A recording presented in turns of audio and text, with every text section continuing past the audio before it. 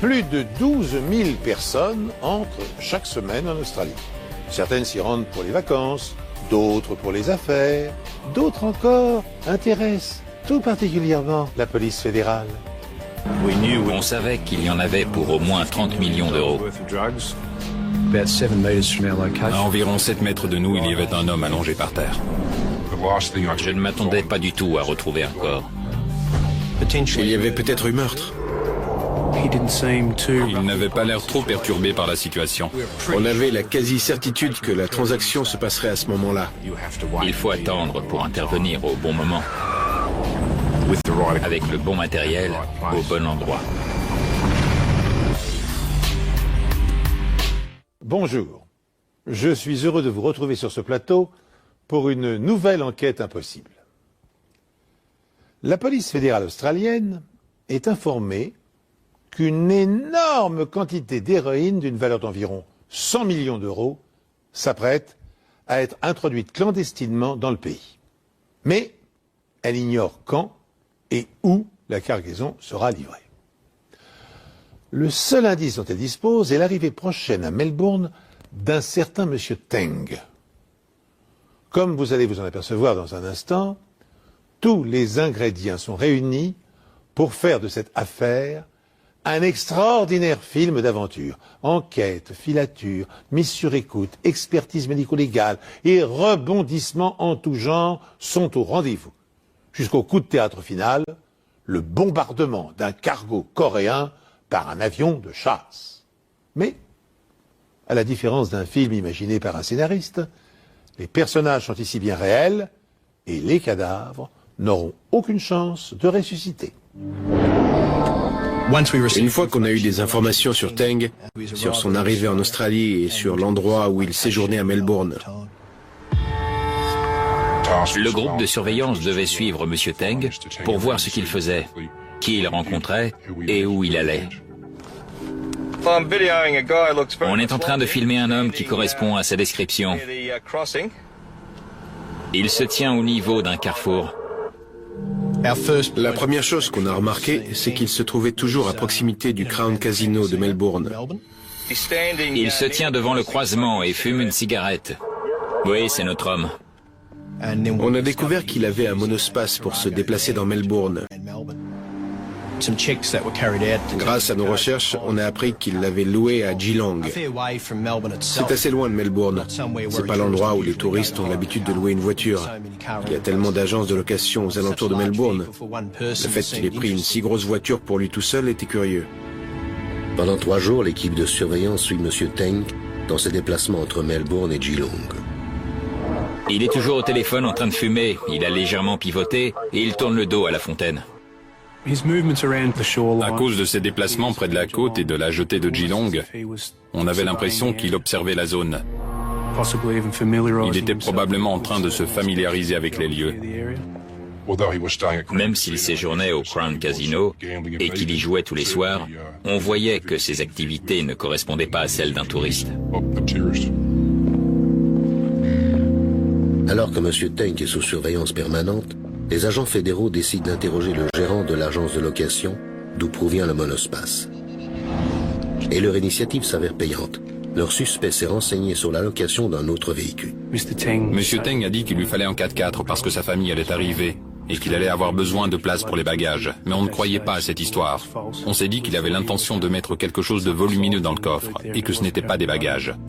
Quand on a su pour la taille du coffre, on s'est dit que s'il s'agissait bien de drogue, il y en aurait une très grosse quantité. L'agence de location de Geelong n'avait pas de 4x4.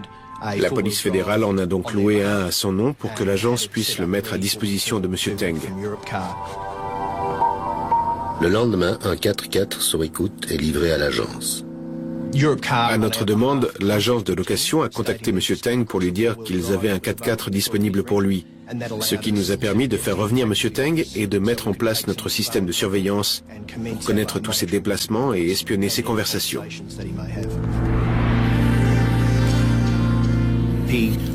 Il a regardé le 4x4 avant de regarder de nouveau le monospace et il a dit qu'il n'y avait pas assez de place dans le 4x4 pour ce qu'il voulait en faire. Dans ce genre d'opération, il arrive que les choses se passent très bien et tout à coup il y a un problème. Ça ne se passe jamais comme prévu et c'est ce qui rend ces opérations difficiles. On essaie de contrôler les mouvements de quelqu'un qui ne sait pas qu'il est observé et puis d'un coup, il prend une décision et fait l'inverse de ce qu'on attend de lui. Mon patron va me tuer. Je l'ai fait venir de Melbourne. Ça m'a coûté de l'argent. Mais c'est pas grave. Le responsable de l'agence a eu l'occasion de jeter un œil sur les deux voitures. Il a remarqué qu'il y avait un autre homme dans le monospace avec Teng, aussi d'origine asiatique. Il a vu des bagages dans le coffre et l'une de ses valises avait une étiquette portant le nom d'un certain Lam. La police lance des recherches sur Monsieur Lam, mais sa principale cible reste Monsieur Teng. Et elle ne quitte pas sa trace une seconde. Accompagné de Monsieur Lam, il longe la côte jusqu'à Lorne, une ville de surfeurs. Nous sommes le 11 avril 2003 et il est 16h51. Le suspect fume une cigarette devant le véhicule. Son associé est assis à la place du conducteur et semble rester à l'intérieur. Lorsqu'il a quitté l'agence de Geelong, Teng est allé à Lorne, où il s'est renseigné dans une agence immobilière. Agence immobilière Smith. Une fois qu'il a eu terminé et qu'il est reparti, nos enquêteurs sont entrés pour interroger l'agent immobilier et on a appris qu'il avait demandé des renseignements sur la location d'une propriété. Le suspect entre dans le véhicule. Monsieur Teng s'est renseigné très sérieusement sur la location d'une maison sur les hauteurs de Lorne. Et ma première impression a été qu'il allait se passer quelque chose dans les prochains jours. Après ça, il est retourné à Geelong, puis à Melbourne. Il s'était également renseigné à Geelong. Et d'après moi, c'était une façon de couvrir ses arrières. De toute évidence, le mystérieux monsieur Teng et son complice s'apprêtent à réceptionner une grande quantité de drogue. Dans ce but, ils ont repéré un endroit propice à l'accostage d'un bateau. Et ils s'organisent pour louer discrètement un véhicule tout-terrain et une villa tranquille. Pendant que Teng passe sa soirée à jouer au casino, les enquêteurs équipent sa voiture d'un système d'écoute. Ils resteront ainsi au contact et seront tenus informés de ses préparatifs. Les agents fédéraux n'ignorent pas que le bras de fer qu'ils engagent avec les trafiquants sera extrêmement dangereux. Monsieur Kam Phai Teng a passé les 2 dernières semaines à parcourir la côte sud-est de l'État de Victoria. Il était parfois seul et parfois accompagné d'un homme que la police pense être un certain Monsieur Lam. Mais la police sait pertinemment qu'ils ne sont pas là pour chercher un agréable coin de pêche, mais pour trouver un endroit où un lourd chargement de stupéfiants pourrait être débarqué. Afin de connaître les plans du suspect, les agents fédéraux ont réussi à installer un système d'écoute dans le monospace qu'il a loué. Mais le lendemain, Teng a décidé de se rendre à pied jusqu'au quartier des affaires de Melbourne. Et la police fédérale n'a donc pas pu poursuivre sa filature. Il est appuyé contre un mur et il regarde autour de lui. Il vient de regarder sa montre. 1 minute plus tard, son attitude s'explique. Notre homme discute avec quelqu'un sous la passerelle. On l'a vu avec un autre homme, encore un inconnu. Ce n'était pas le même que celui qu'on avait vu avec lui dans la voiture à Geelong. Le suspect porte un pantalon gris foncé et des chaussures noires. Un pantalon gris foncé, des chaussures noires et une longue veste noire. Bien reçu. On les a vus marcher dans Melbourne ensemble. Ils se sont assis pour déjeuner et discuter longuement. Ils ont également passé un certain nombre de coups de fil dans une cabine téléphonique. Ils sont à la cabine. Compris. Ils se séparent. Placez cet inconnu sous surveillance. Bien reçu. Par chance, l'individu non identifié reste avec Monsieur Teng. Les 2 hommes montent dans la voiture équipée du système de surveillance. À partir de maintenant, les enquêteurs peuvent suivre toutes leurs conversations. Ils sont encore une fois partis pour Geelong et ont eu une conversation dans le véhicule. Le deuxième homme a évoqué l'implication de Teng dans un trafic de drogue international et les peines qu'ils encouraient avec ce qu'ils s'apprêtaient à faire. Ils ont parlé d'une peine pouvant aller de 5 à 20 ans. Et grâce à ça, la police fédérale a eu la confirmation que Teng participait à une opération imminente d'importation de stupéfiants en Australie. Une fois à Geelong, les deux hommes se rendent sur la jetée de Cunningham. D'après ce qu'on avait entendu de leur conversation dans la voiture, c'est là qu'ils avaient l'intention de réceptionner la drogue. C'était une zone de grande affluence où ils pouvaient facilement se fondre dans la masse. Ils ont relevé le numéro d'une balise sur la jetée de Cunningham. C'était la 57B. Ils l'avaient choisi comme point de rendez-vous pour leur transaction. Les deux hommes partent ensuite pour Lorne et leur conversation devient codée. Quand ils parlaient de la drogue, ils employaient le terme « petit ami ». Ils disaient qu'ils allaient chercher les petites amies, les passer à quelqu'un d'autre et qu'elles seraient livrées par bateau rapide. On savait qu'il y aurait des bateaux. On savait qu'il y aurait 150 unités, du moins, c'est le chiffre dont il parlait. Une unité correspond à un paquet de 300 grammes ou de 700 grammes. Ça dépend de leur jargon. Si on se fie au prix à la vente, on sait qu'un kilo coûte environ 650 000 €, et c'est probablement bien plus. Alors on savait que cette affaire concernait une énorme somme qui pouvait aller de 30 millions à 95 millions d'euros. Et plus l'enjeu est important pour les criminels, plus le danger est grand pour tout le monde. Étant donné l'importance de l'affaire, il fallait qu'on soit sûr d'avoir des moyens humains et matériels suffisants pour être dans des conditions optimales au moment de l'intervention. Tout ce qu'il nous restait à faire, c'était de nous rendre sur place, de nous équiper et de nous tenir prêts pour les 100 différents scénarios possibles. Il fallait se dépêcher et attendre. À ce stade, c'est un peu comme une intervention militaire. Il faut attendre pour intervenir au bon moment, avec le bon matériel, au bon endroit. On doit être prêt à n'importe quelle heure pour intervenir à n'importe quel niveau. Que ce soit à 2 heures du matin, sans avoir dormi, ou au cours d'une journée normale.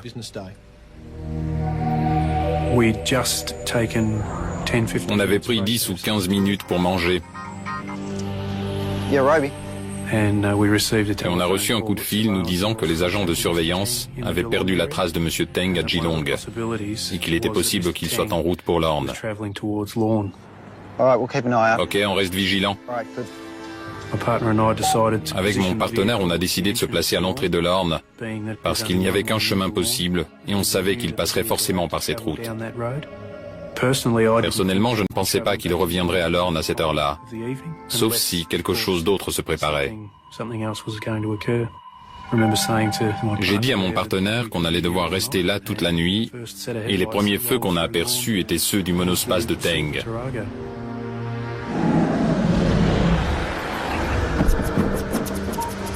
Pourquoi M. Teng roule-t-il à tombeau ouvert au risque de se faire verbaliser pour excès de vitesse? Sinon, parce que la livraison de la drogue est sans doute imminente. Il parcourt en effet la distance séparant Geelong de Lorne en 2 fois moins de temps qu'il n'en faut habituellement.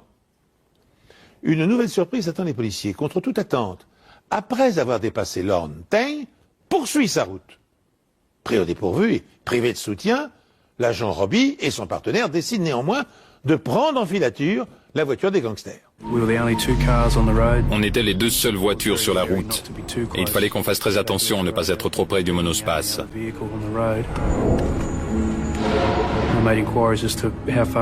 J'ai demandé jusqu'où on allait devoir se charger de la filature et on m'a répondu que ça allait durer encore 15 à 20 minutes. Alors on a compris que s'il se produisait quelque chose dans ce laps de temps, ce serait à nous d'intervenir. Et c'est exactement ce qui va se produire. Un bateau apparaît à l'horizon. Un bateau qui ne devrait pas se trouver dans les eaux australiennes.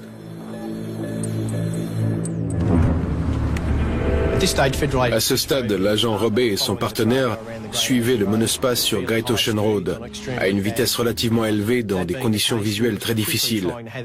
C'est pourquoi on s'est dépêché d'envoyer une équipe de surveillance sur place.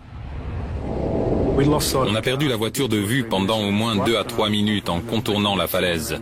Je me souviens qu'en sortie de virage, j'ai aperçu un gros bateau à environ 1 kilomètre de la côte et il était très bien éclairé. Je suis sûr que c'était un moyen de les orienter. Le monospace finit par s'arrêter sur un petit parking, au bord de la falaise, juste en face du bateau. Les 2 occupants de la voiture étaient toujours assis à l'intérieur, mais le plafonnier était encore allumé, et je voyais très bien M. Teng assis côté conducteur. Les phares étaient toujours allumés, je suppose qu'il faisait signe à des gens à bord du bateau pour qu'ils traversent dans cette direction. Comme on était les 2 seules voitures sur la route, on n'a pas eu d'autre choix que de continuer à rouler. Il n'y avait pas d'endroit pour s'arrêter.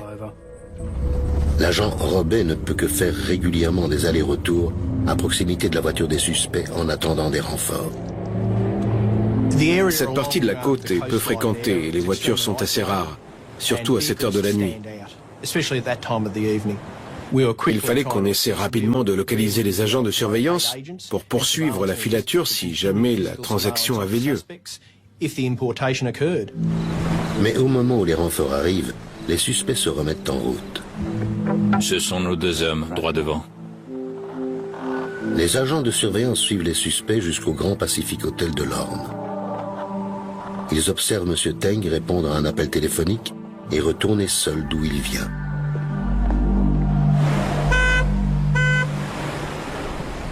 Les agents chargés de la filature ont repéré une voiture avec les feux stop allumés sur le côté de la route, actionnant son klaxon. Ils ont choisi encore une fois de poursuivre leur route, mais ont remarqué que Teng s'arrêtait pour rejoindre l'autre véhicule qui était une berline bleue. Les agents ont eu le temps de relever le numéro de la plaque. Et après une rapide vérification, on a appris qu'elle avait été louée par un certain monsieur Lam, le premier homme qu'on avait identifié avec Teng. Sachant que le bateau était proche de la côte et qu'il n'avait pas l'air de vouloir bouger, on était quasiment sûr que la livraison aurait lieu d'un moment à l'autre. Le transbordement de la cargaison d'héroïne est imminent.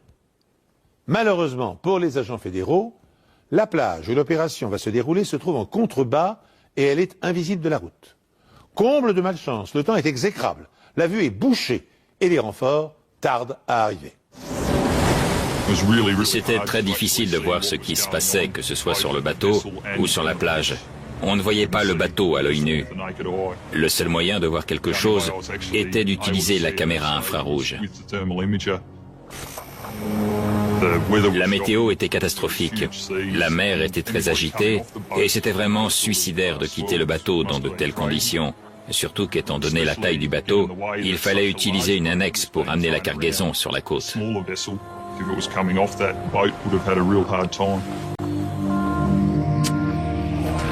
Pendant ce temps, au Grand Pacific Hotel, l'autre suspect fume nerveusement depuis plus d'1 heure quand M. Teng revient.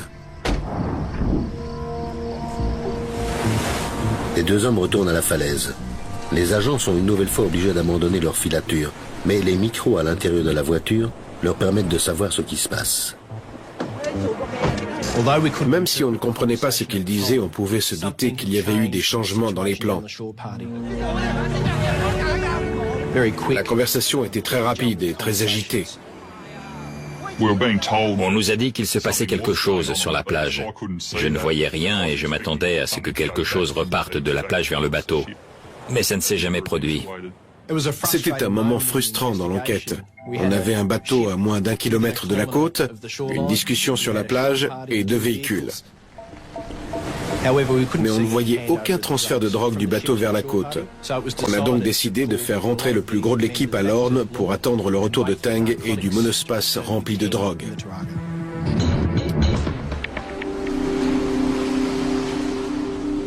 La voiture est revenue à l'hôtel et s'est garée dans l'un des parkings souterrains. Teng et Lee ont rejoint leur chambre. Après leur départ, un agent fédéral s'est introduit dans le parking pour regarder à l'arrière du monospace.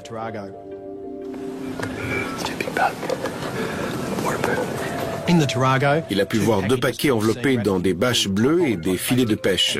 On savait donc que la drogue était arrivée.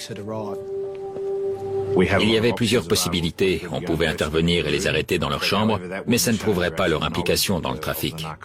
On a décidé d'attendre que Teng et son complice retournent dans la voiture avant de les arrêter pour qu'ils soient en possession de la drogue au moment de leur arrestation. Le problème, c'est que les paquets n'étaient pas assez gros pour contenir 150 kilos de drogue et on avait perdu le contact avec la berline bleue. Monsieur Lam, qui est parti dans une autre direction après la transaction, a tout fait pour déjouer toute tentative de filature et la police a dû le laisser filer. Il fallait donc qu'on retrouve ce véhicule et la drogue. Mais ce n'est pas tout. La police doit également rassembler les preuves scientifiques nécessaires pour relier les suspects à l'endroit où la transaction a eu lieu. Il faut prouver leur lien avec le bateau qui a jeté l'ancre. Mais ce que les enquêteurs vont découvrir est bien loin de ce qu'ils avaient imaginé.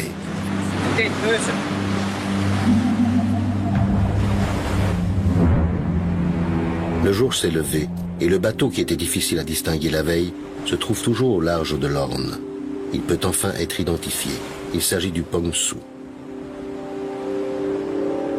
On a pu rapidement déterminer que le Pongsu avait été récemment enregistré au Tuvalu, un petit État polynésien.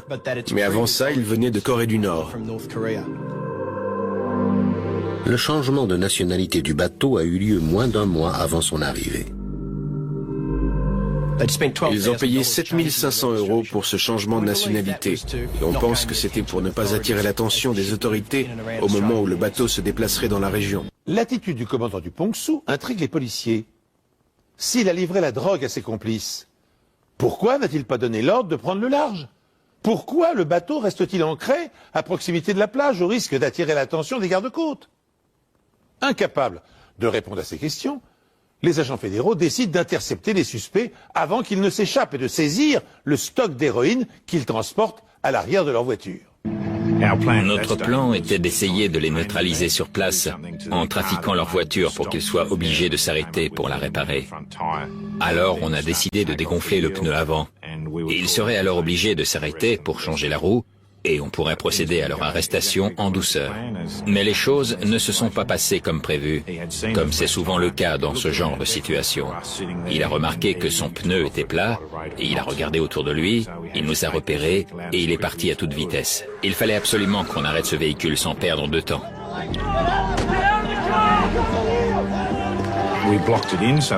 On l'a bloqué, il ne pouvait plus avancer, et on a immédiatement cerné le véhicule avec l'aide du groupe d'intervention local. Et sous la menace de nos armes, le conducteur et le passager sont sortis de la voiture. Quand je suis arrivé sur les lieux, j'ai vu M. Teng face contre terre avec les menottes. Et côté passager, il y avait son complice. Il était assez silencieux. Il n'avait pas l'air trop perturbé par la situation. Ce n'était certainement pas la première fois qu'il participait à un trafic de drogue de cette envergure. En effet, M. Chin Kwang Lee est fiché. Il s'est évadé d'une prison au Danemark, où il avait été arrêté pour trafic de drogue. Il était connu d'Interpol et avait été impliqué dans un autre trafic de drogue qui s'étendait sur l'Asie et sur l'Europe. On a ouvert le coffre et il y avait quelque chose comme 40 ou 50 kilos de ce qu'on présumait être de l'héroïne, d'après les éléments de l'enquête.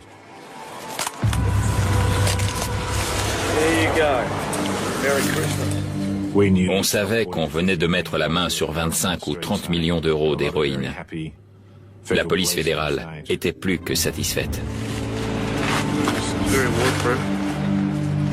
Les paquets sont soigneusement enveloppés dans plusieurs couches de plastique. Ça doit être la couche inférieure. Il y en a encore une. Preuve que les paquets ont été transportés depuis le bateau. Chacun est marqué du logo WO Globe Brand, une héroïne de grande qualité, ce qui sera confirmé par les tests en laboratoire.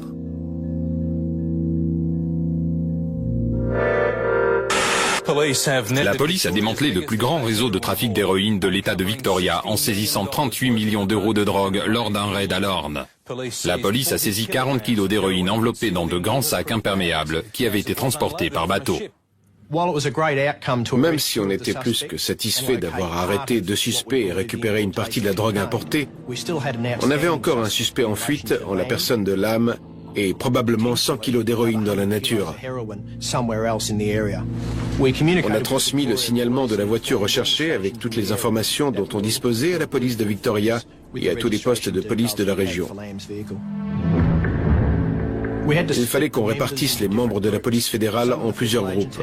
Certains devaient ramener les deux suspects à Melbourne pour les interroger et d'autres devaient se rendre sur la scène du crime, là où la transaction avait eu lieu, pour y récupérer toutes les preuves possibles afin d'inculper Teng et Lee, ainsi que l'équipage du bateau qui se trouvait toujours au large de la côte. J'étais étonné de voir qu'il était toujours là. C'était bizarre, à moins qu'ils aient une raison valable de rester. Et on voyait des gens sur le pont qui regardaient vers la côte avec des jumelles. On commençait à se demander s'ils nous observaient.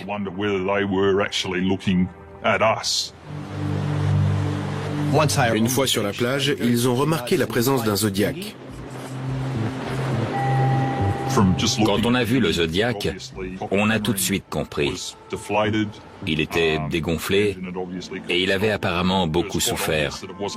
On voyait bien qu'il n'était plus utilisable et on a compris pourquoi on n'avait pas vu de bateau retourner vers le Pongsu et pourquoi les hommes, à bord du Pongsu, regardaient vers la côte.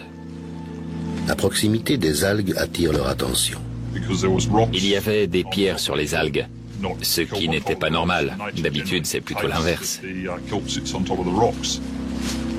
Sous le tas, on a retrouvé 2 gilets de sauvetage qui avaient été dissimulés. Après cette découverte, on s'est dit que les suspects avaient probablement caché d'autres choses. Alors on a commencé à ratisser la plage.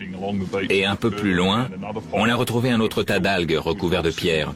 Et c'était une cachette idéale pour le reste de la drogue. Il y a un corps. Je ne m'attendais pas du tout à retrouver un corps. Il avait une importante blessure à la tête. Je pense qu'il avait été placé à cet endroit volontairement et que quelqu'un l'avait recouvert avec les algues pour qu'on ne le retrouve pas. La situation devenait très sérieuse. Il y avait un corps sur la plage, ce qui voulait dire qu'il y avait peut-être eu meurtre. On avait saisi une importante quantité de drogue à l'Orne, avec 2 suspects et un 3e en fuite, qui était probablement en possession du reste de la drogue.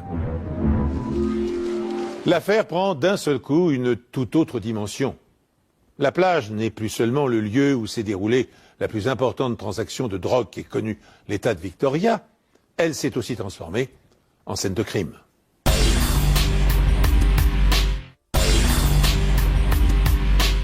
L'affaire prend d'un seul coup une toute autre dimension. La plage n'est plus seulement le lieu où s'est déroulée la plus importante transaction de drogue qu'ait connue l'État de Victoria, elle s'est aussi transformée en scène de crime. Un cadavre, mais 2 gilets de sauvetage ont été retrouvés sous un tas d'algues. Tandis que les policiers cherchent le second corps, le Pongsu prend brusquement la fuite vers le large. On avait la certitude que le Pongsu était impliqué dans le trafic de drogue. On savait aussi que le corps appartenait probablement à un membre de son équipage.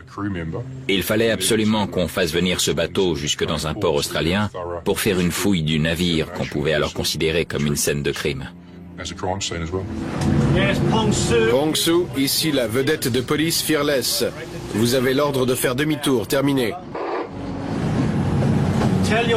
Dites à votre capitaine qu'en refusant d'obéir immédiatement, il enfreint la loi relative aux droits de douane australiens. Terminé. Pongsu, ici la vedette de police Fearless. Je vous demande de changer immédiatement de cap et de vous diriger vers le port d'Éden. Terminé. Ici le Pongsu. Nous voulons coopérer. Quel est le problème ? Vous avez l'ordre de vous diriger immédiatement vers le port d'Éden. Vous devez changer de cap. Terminé. Alors que la police fédérale tente de diriger le Pongsu vers le port, des plongeurs de la police de Victoria sont appelés sur l'enquête. Même si elle n'avait pas été localisée, on pensait qu'une autre personne avait probablement accosté parce qu'il y avait 2 gilets de sauvetage. Il y avait de grandes chances que cette personne soit décédée parce qu'on n'avait retrouvé qu'un seul corps caché sous des algues.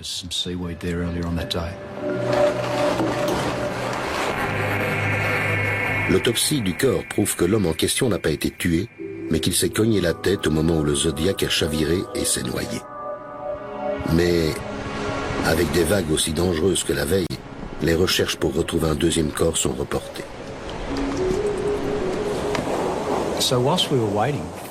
En attendant que la mer se calme et que la marée descende, on a commencé à fouiller le sable et les alentours de la plage. Ça nous a permis de trouver une basket qui avait été rejetée sur un rocher et qui avait de la peinture rouge sur la semelle. On a aussi retrouvé un sac plastique bleu qui était déchiré sur le côté. On pense qu'il y avait quelque chose à l'intérieur et que quelqu'un a voulu le récupérer. À ce stade, on ne savait pas encore si le sac avait été déchiré par un rocher ou si quelqu'un l'avait coupé. Au-dessus de la plage et près de l'endroit où les voitures des suspects s'étaient garées la veille, un autre policier cherche des preuves. Je l'ai rejoint, on a fait des recherches dans la végétation et à environ 7 mètres de nous, il y avait un homme allongé par terre. Il se tenait comme ça.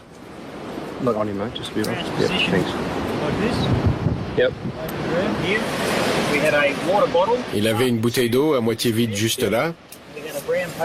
Il avait aussi un sac en papier marron. En fouillant dans son sac, on a retrouvé une paire de jumelles, une lampe torche, un téléphone, des cartes SIM et un GPS.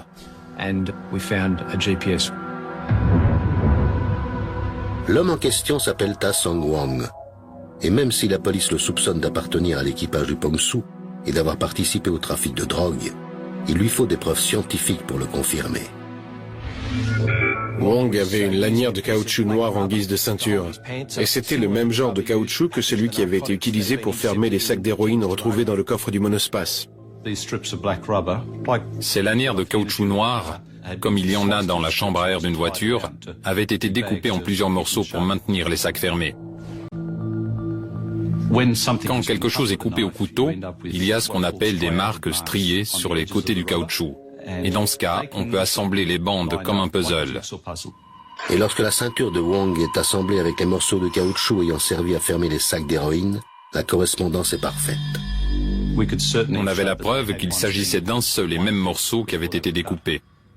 L'enquête scientifique s'est ensuite concentrée sur les empreintes digitales.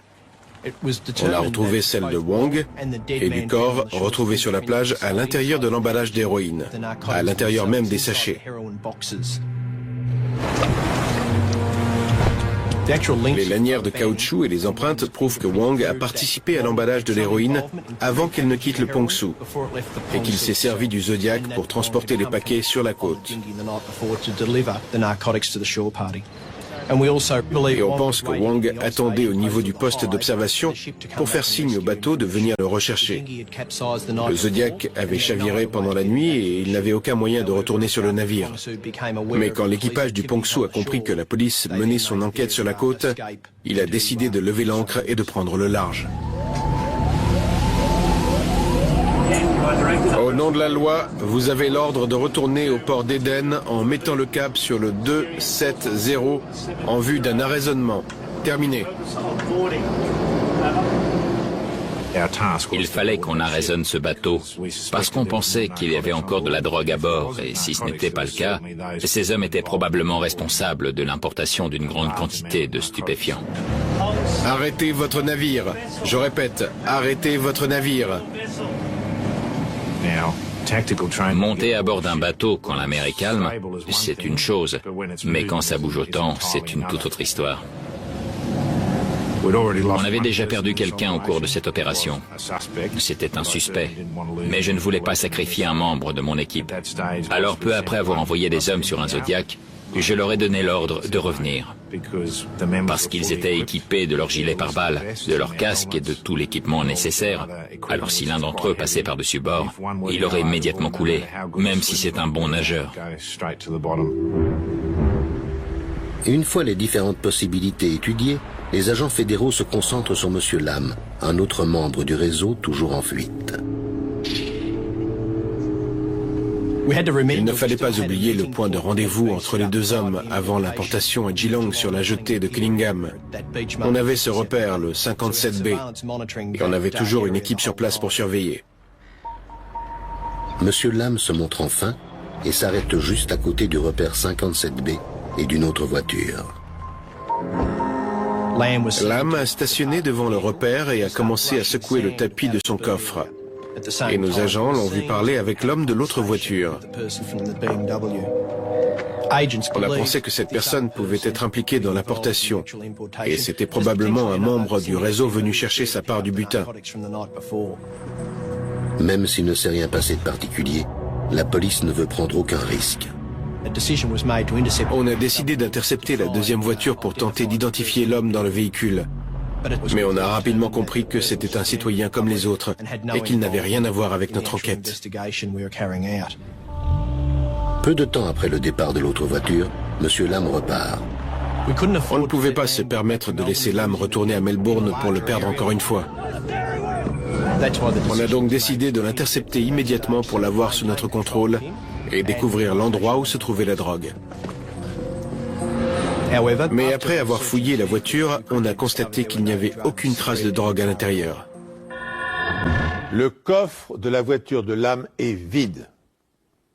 N'ayant pas été livré à Melbourne, la drogue a dû être cachée quelque part à proximité de la plage.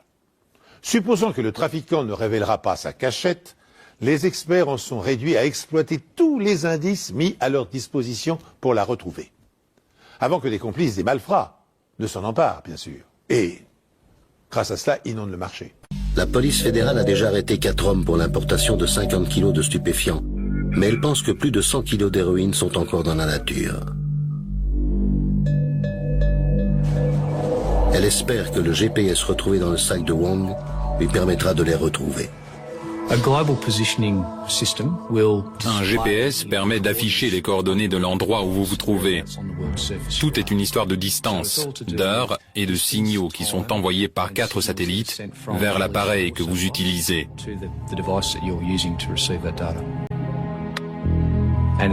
L'appareil contient une mémoire intégrée.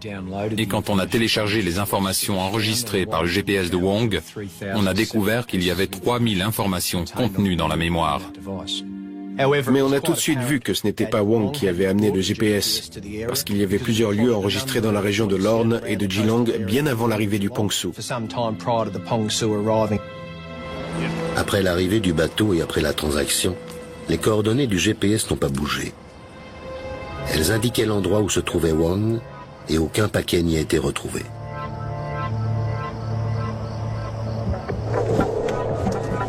On pense que quelqu'un lui a donné ce GPS sur la plage quand ils se sont rendus compte qu'ils ne pourraient pas retourner sur le bateau. Les enquêteurs se focalisent tout particulièrement sur la mémoire du GPS avant l'arrivée du bateau. Non seulement les données correspondent aux endroits où les 3 suspects ont été vus, mais elles indiquent également un site situé à 40 km de la zone d'importation où le porteur du GPS s'est rendu à plusieurs reprises. C'était au milieu de nulle part, sur le bord d'une route, et ça méritait qu'on y retourne une seconde fois. Une demi-heure avant la transaction, Teng et Lee étaient sous surveillance policière. Lamb était par contre parvenu à échapper à la filature. Il y a donc de fortes chances pour qu'il ait eu le GPS en sa possession à ce moment-là. A-t-il eu le temps de revenir sur les lieux et d'y cacher la cargaison? À mesure qu'on approchait du site, je lisais sur le GPS 50, 40, 30, 20, 10, et j'ai dit on y est. J'ai regardé sur le sol, j'ai ramassé un sac plastique, et à l'intérieur de ce sac, il y avait 2 photos de Lamb. À défaut de retrouver le reste de l'héroïne, les enquêteurs mettent la main sur de nombreuses preuves. Entre autres, un kit de démarrage de téléphone portable portant les empreintes de Monsieur Lamb. Et surtout, il y avait une feuille au format A4.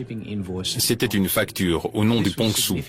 C'était très important parce que Monsieur Lamb soutenait qu'il n'avait rien à voir avec cette affaire. Et on venait de trouver une preuve matérielle reliant Lamb au Pongsu qui était en train de fuir vers Sydney. Pongsu, arrêtez votre navire maintenant. Vous avez été averti à plusieurs reprises.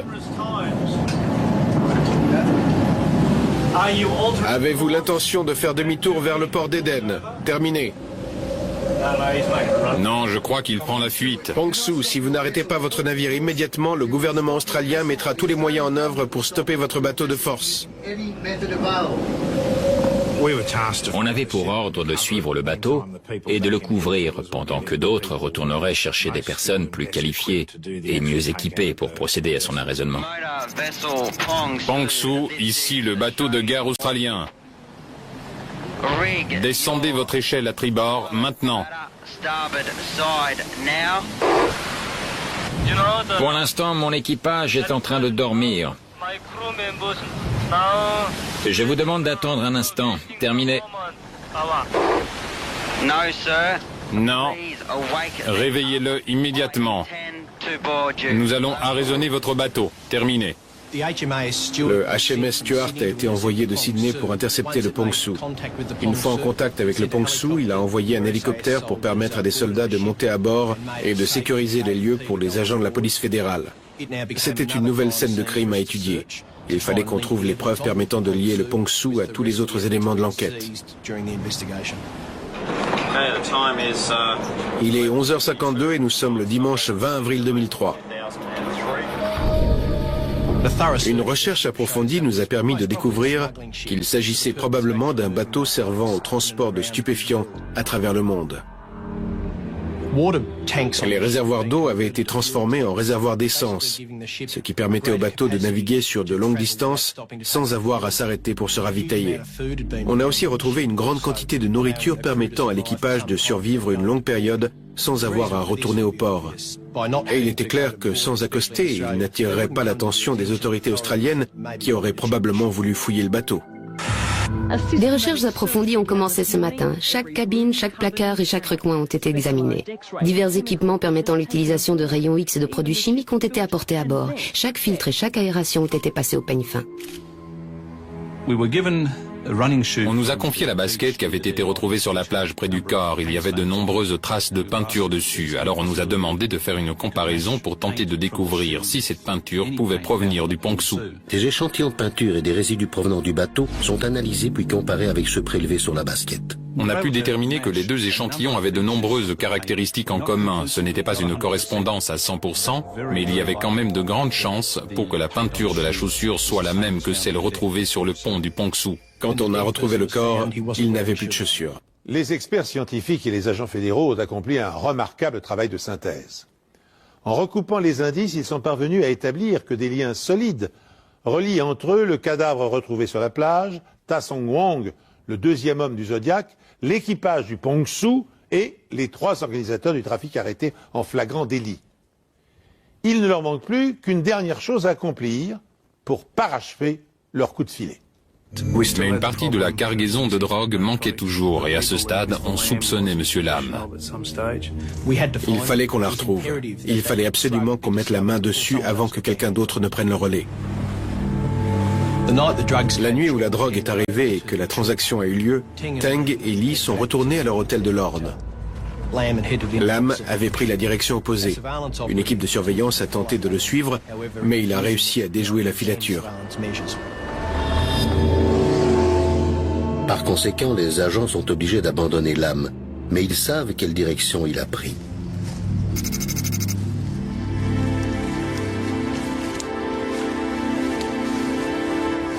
Ça nous a pris plusieurs jours, mais finalement on a réussi. On a retrouvé la drogue dans une petite tranchée recouverte de feuilles et de branchages. On savait que c'était la drogue qui provenait du Pong-Su. C'était le même emballage, la même bâche bleue. Il y avait même le filet de pêche et la lanière de caoutchouc qui maintenaient le tout. C'était vraiment gratifiant de voir que cette drogue avait finalement été saisie. Elle était en notre possession et ne serait pas revendue. Le raid à bord du Pong-Su a permis la saisie de 50 kilos d'héroïne sur la côte sud-ouest de l'État de Victoria.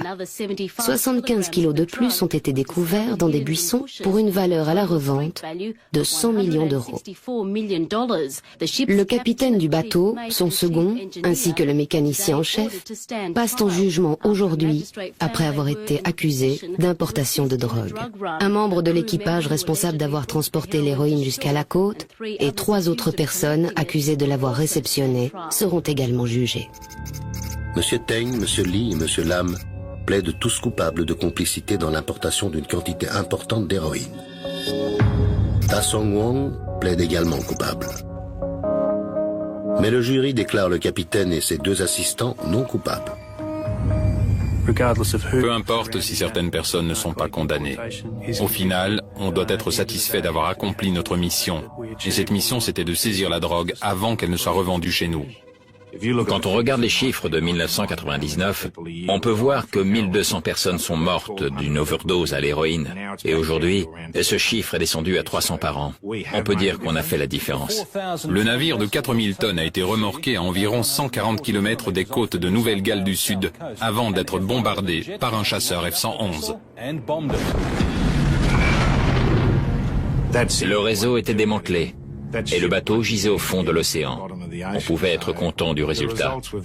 Je crois que le monde entier a compris que l'Australie ne plaisantait pas avec ces choses-là.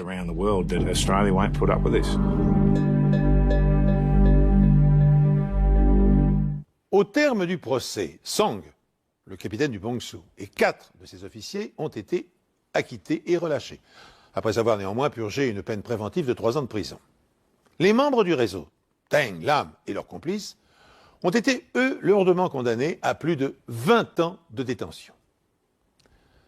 Les frais de justice ont coûté, tenez-vous bien, plus de 3 millions de dollars aux contribuables australiens, auxquels s'est ajouté un coût journalier de 2500 $ pour l'immobilisation du bateau avant sa destruction. Compte tenu de l'ampleur de l'opération, une question a intrigué les agents fédéraux. Pourquoi les trafiquants n'ont-ils pas attendu la fin du mauvais temps pour débarquer la drogue?